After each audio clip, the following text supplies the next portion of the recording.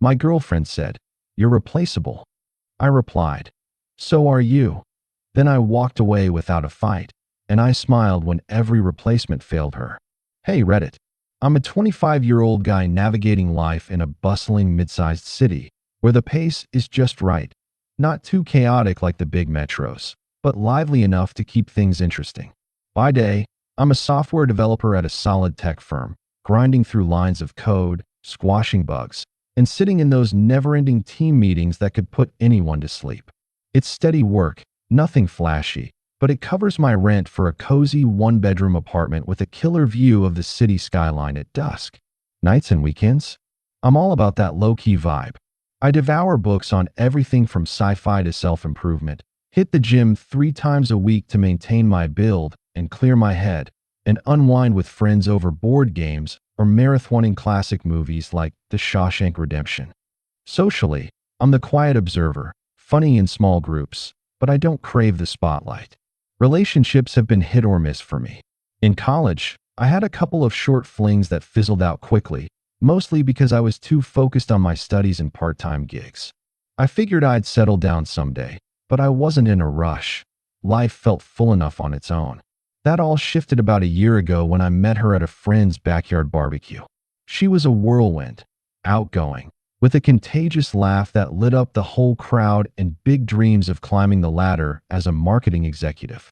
We clicked instantly, bonding over silly inside jokes and those endless late-night text threads that went on for hours. For months, it seemed idyllic. Romantic dates at quaint cafes, adventurous weekend hikes through nearby trails, and whispered plans about our future together.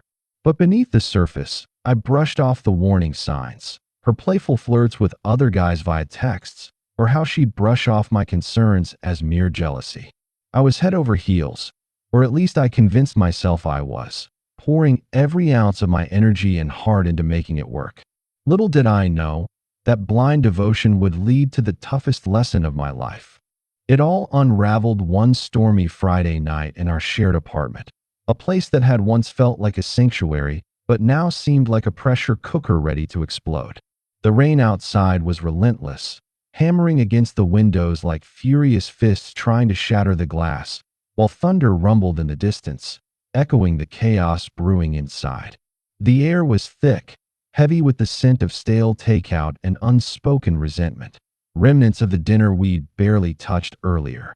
We'd been at it for hours, circling the same toxic loop, her harmless, flirting with guys at work, the late-night texts I'd glimpsed on her phone, and my so-called insecurity that she always twisted into an attack on her freedom.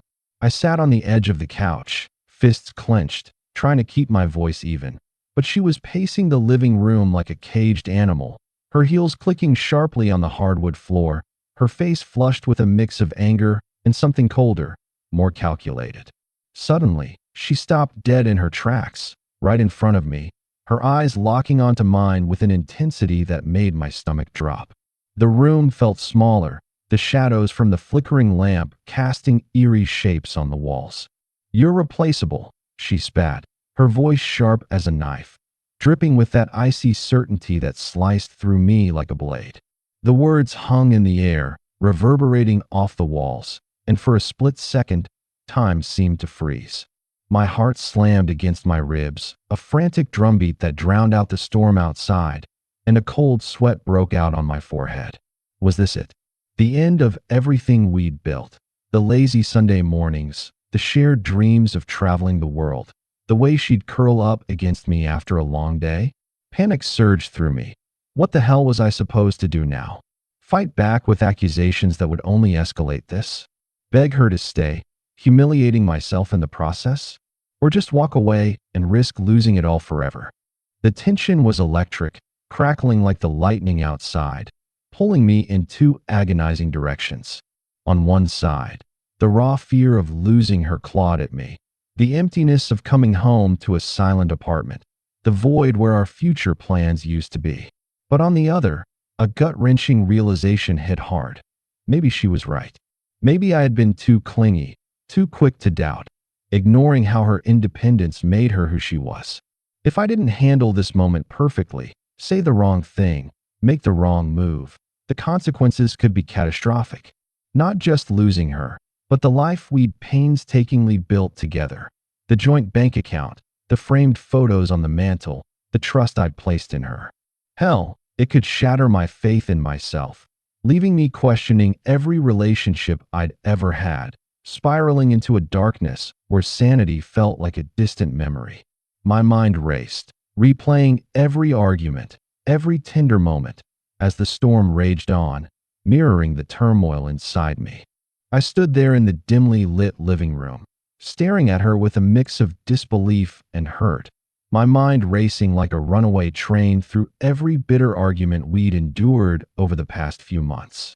She'd been pulling away lately, canceling our weekend plans for those so-called work events that always seemed to revolve around single guys from her office, networking mixers that dragged on until midnight, leaving her texting me vague excuses about building connections. I'd confronted her about it before, showing her the flirty messages I'd accidentally seen, but she'd always twisted around, accusing me of being controlling or jealous, making me feel like the villain in our story. It was exhausting, chipping away at my confidence bit by bit. Now, with her cruel words, "You're replaceable," still echoing in my ears, it hit me like a punch to the gut, knocking the wind out of me. This wasn't just another spat. It was a brutal wake-up call, forcing me to confront the ugly truth. Was I really that disposable to her? Just another option in her lineup?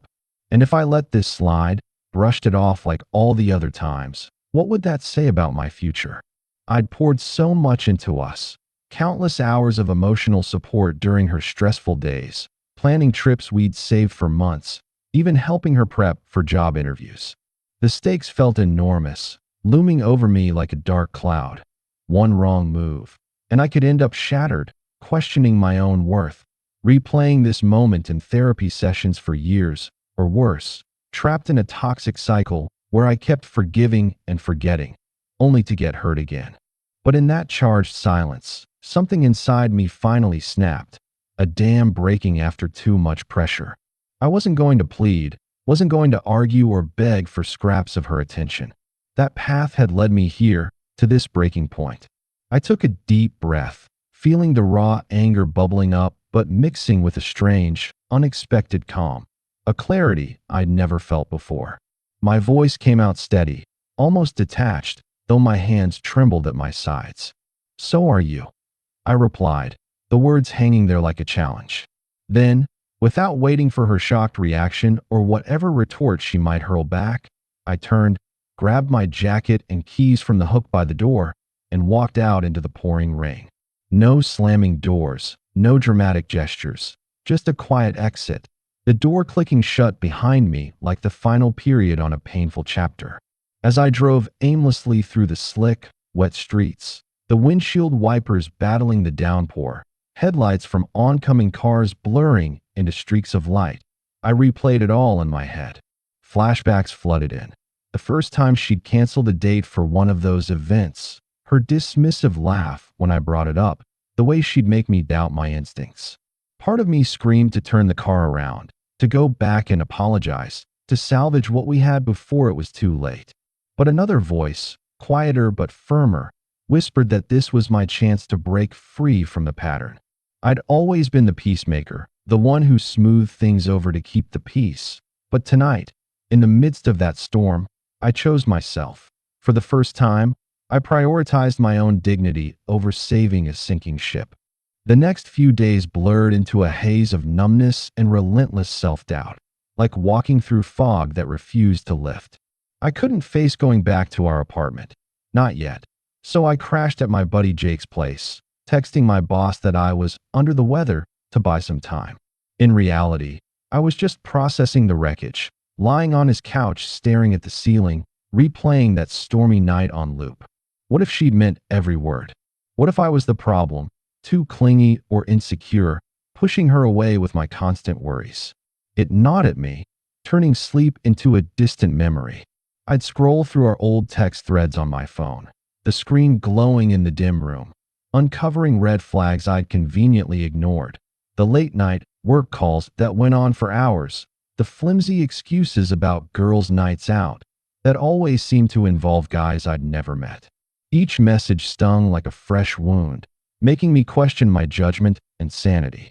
But as the initial shock began to fade, a flicker of clarity emerged, like sunlight breaking through clouds. I started journaling for the first time ever, scribbling in a cheap notebook late at night, pouring out raw thoughts on boundaries, self-respect, and why I'd let things slide for so long. It was cathartic, helping me untangle the mess in my head and rebuild a sense of control. Work became my lifeline. I dove headfirst into a massive coding project at the office, staying late into the evenings, finding comfort in the predictable logic of algorithms and bug fixes. It was a distraction, sure, but also a way to reclaim my identity beyond the breakup. Friends started checking in, their messages piling up with offers of beer and venting sessions. I opened up more than I ever had, sharing snippets of the drama, and it hit me. I wasn't alone. One buddy, Mike, recounted his own messy breakup a year ago, how he'd walked away from a toxic ex and ended up in his best relationship yet, with a woman who truly valued him. Hearing that sparked hope, a reminder that endings could lead to better beginnings. Meanwhile, through our overlapping social circles, mutual friends from college and local hangouts, I caught whispers about her. She was out there, flooding social media with posts about thrilling new adventures and glamorous outings, but I could see through the facade, the forced smiles, the vague captions that screamed loneliness. Curiosity tugged at me, not out of vengeance, but a genuine need to validate my choice. I wasn't spying or stalking. Life just intersected naturally. A casual group chat here, a run-in at a coffee shop there. Updates trickled in, painting a picture of her bouncing from one thing to another, and each one made me reflect on how far I'd come. That's when the real drama unfolded, like a slow-motion car crash I couldn't look away from. One failed replacement after another, each one highlighting the cracks in her impulsive choices. It kicked off with the entrepreneur guy, this slick type she met at a high-profile networking event downtown.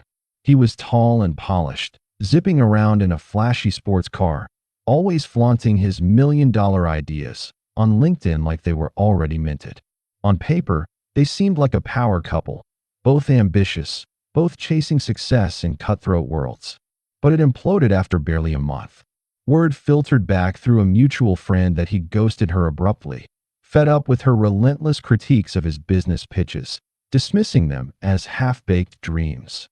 She texted me out of nowhere one evening, her message popping up with a desperate "Can we talk?" I stared at it for a moment, feeling a pang of old hurt, but replied politely yet firmly, "I think we've said enough." It was closure, and I moved on. Then came the artist, a brooding painter with a trendy loft in the artsy district, all mysterious vibes and canvas-stained hands. The exact type she'd always fantasized about, swooning over his deep soul. They lasted 6 weeks, but it crumbled when her insatiable need for constant attention clashed with his solitary, creative routine. He bailed without a word, leaving her to vent on social media with cryptic posts about betrayal in the shadows. I pieced it together from a friend who'd overheard their heated breakup at a gallery opening, and it stirred a quiet satisfaction in me. Not malice, just validation. Next up was the gym rat, a chiseled personal trainer she connected with at her yoga studio. He was fit, outgoing, and matched her high-energy lifestyle perfectly, with shared workouts and protein shakes. But the rebound fizzled in just 3 weeks when he cheated on her with another client. Classic impulsiveness biting back. She was wrecked, ranting to our old group chat about how men are all the same, her words echoing with irony. Even her coworker, this seemingly stable guy from her office, reliable, with a shared grind in the corporate world, gave it a shot. He was steady, mirroring her work ethic, but he couldn't endure her erratic mood swings and endless emotional demands. They petered out after 2 months, with her labeling him boring in a tearful confession to friends. Each flop hit her visibly harder, and I'd catch wind of it through casual group chats, coffee shop run-ins, or shared event invites. I'd smile then, not out of spite, but because it felt like the universe's gentle nudge, karma, or natural consequence. She was learning the brutal truth. Hopping from one person to another didn't heal the void. It just widened it, forcing her to confront the emptiness she'd tried to fill with fleeting thrills. As the months stretched on, I made a conscious pivot, channeling all my energy into rebuilding myself from the ground up. Therapy became a lifeline, something I'd always dismissed as for other people before, but now it felt essential. I'd sit in those weekly sessions, spilling out the tangled mess of why I'd endured so long in that relationship. My therapist helped me unpack the patterns I'd buried, a lifelong habit of pleasing others to avoid conflict, stemming from a childhood where harmony meant survival. It was eye-opening, like peeling back layers of an onion, revealing how I'd sacrificed my own needs for fear of rocking the boat. Journaling complemented it, turning abstract realizations into concrete action plans for setting boundaries and prioritizing my voice. Dating crept back in cautiously at first. I went on a few casual outings, coffee dates with women from apps, a hike with someone from a gym class, but nothing ignited that spark. They were pleasant, but surface level, reminding me of the shallowness I'd tolerated before. Then, I connected with someone new at a community book club, a kind-hearted elementary school teacher named Alex, with a warm smile and a passion for honest conversations. We took it slow, sharing stories over picnics and long walks, and for the first time, I felt truly seen, not as a fixer or a placeholder, but as someone irreplaceable in their own right. Her balanced approach to life, valuing mutual respect over drama, was refreshing, and it healed parts of me I didn't know were broken. One crisp autumn evening, at a mutual friend's house party filled with laughter and clinking glasses, I ran into her. The room was buzzing with chatter, but she stood out in the corner, looking markedly different, thinner, with shadows under her eyes that dulled the sparkle I'd once adored. "Hey," she said, forcing a smile that didn't reach her eyes. "How have you been?" I kept my response light and genuine. "Good. Busy with work and some new hobbies." "You?" She hesitated, fidgeting with her drink, then admitted in a low voice, "Not great. Dating's exhausting. It's like starting over every time." I nodded, a twinge of sympathy flickering but quickly overshadowed by peace. "Yeah, it can be rough. Take care of yourself." We exchanged a few neutral words about the weather and old friends before I excused myself. As I walked away, weaving through the crowd, I caught her glancing back at me, her expression a mix of curiosity and regret, like she was finally piecing together what she'd lost. It wasn't gloating, it was pure closure, a quiet affirmation that I'd made the right call. In that moment, I realized walking away wasn't about winning a petty game. It was about reclaiming my life, my dignity, and my future. Now, I'm happier than ever, building something real with Alex, who reminds me daily that I'm valued. And every time whispers of her latest failed fling reach me, I smile, not out of bitterness, but as a gentle reminder that choosing myself was the best decision I ever made, a testament to growth over grudges. In the end, that night changed everything. I went from being someone's backup plan to building a life I love. If you're going through something similar, remember, you're not replaceable, you're unique. Walk away if you have to. The right people will stick around. What's your story? Ever had a breakup that led to growth? Drop it in the comments. I'd love to hear and chat. Thanks for reading. Stay strong out there.